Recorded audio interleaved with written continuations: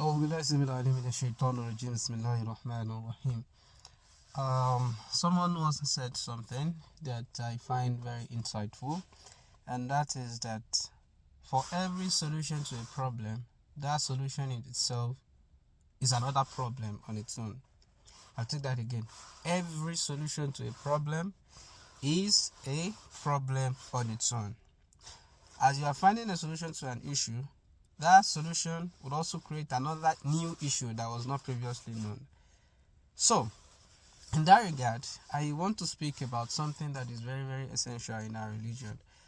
There is a particular saying that Imanolesi Ogunogbe, that is knowledge. The knowledge you have is what you use in practice in the religion. Even Allah subhanahu wa ta'ala says in Al-Hadith al-Qudsi that Fa'rifuni qabla an ta'buduni. Know me before you worship me. So we have to know, we have to learn about the religion before you worship. In so doing, that knowledge being the bedrock on which our religion was built upon, access to it before was very, very limited. That's why you will hear people say that anytime they say that is what they will use in practicing their religion. They would not even wait for the context or the spiritual, religious, Quranic or Sunnatic context regarding that command. So, and we found that, yes, some of this, a lot of this Babasope are sometimes erroneous. An example of that in the context of the limitation of knowledge, only in the case of Yahoo Sahara. Our fathers, they understood the Yahoo Sahara as gotten from the context of Sadaqatun Jariyah.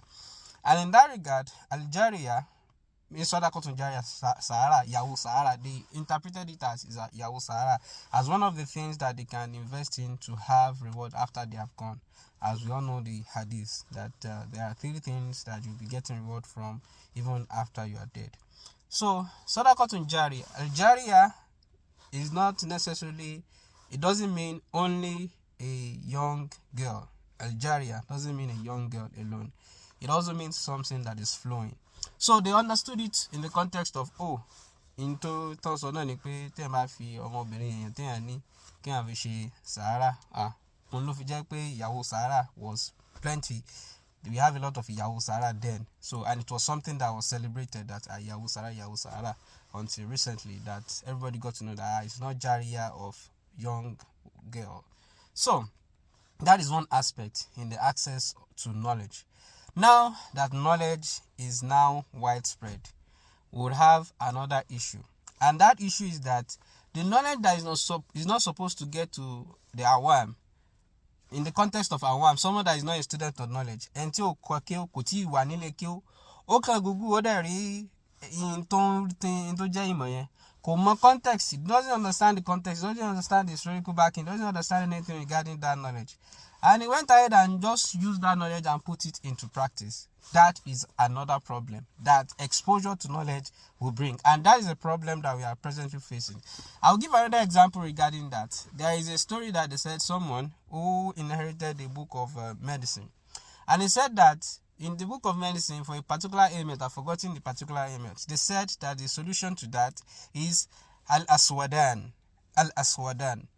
And what the book intended for the Al-Aswadan in Arabic, when they say something is Al-Aswadan, it literally means 2 dark black things, Al-Aswadan, because Aswad is black. So, Aswadan, 2 black things.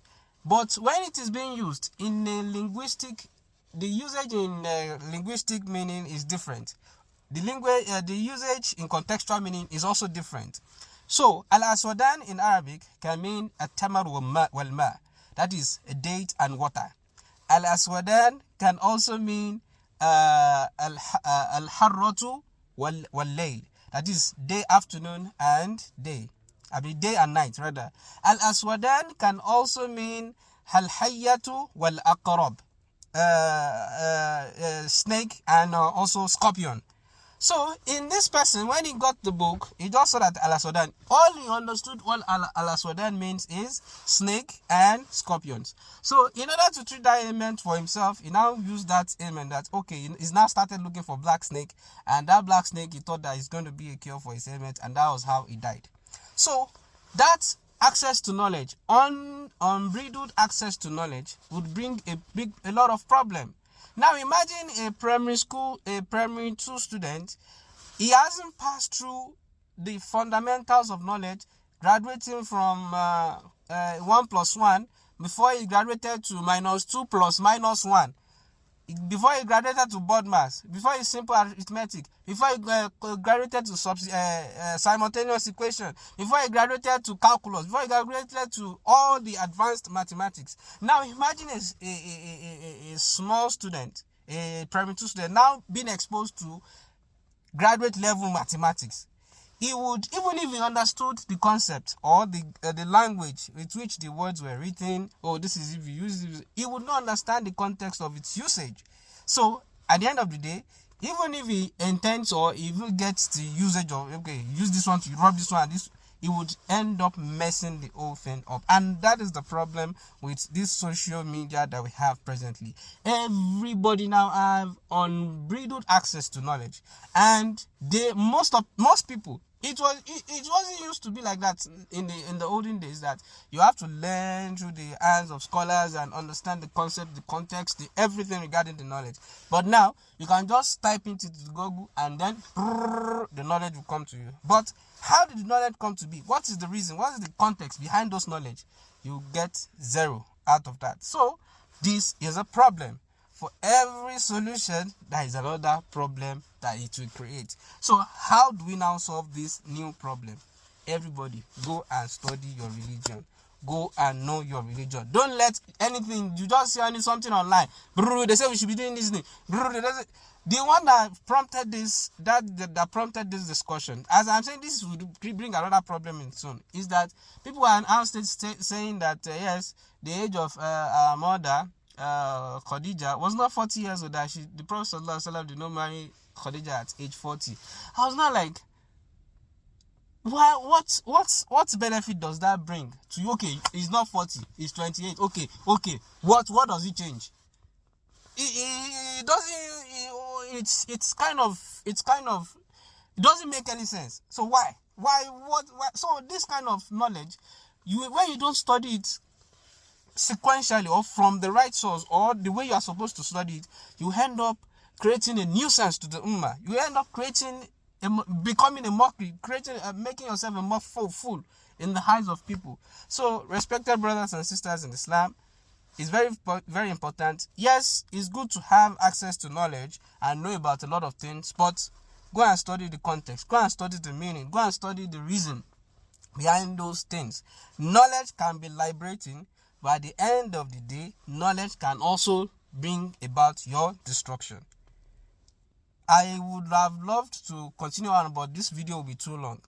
Another example I'm going to give is okay. Don't let me complicate the matter, but we have to be careful of how we take knowledge, of who we take knowledge, and when we take knowledge. We pray Allah subhanahu wa ta'ala assist every one of us. Assalamu alaikum.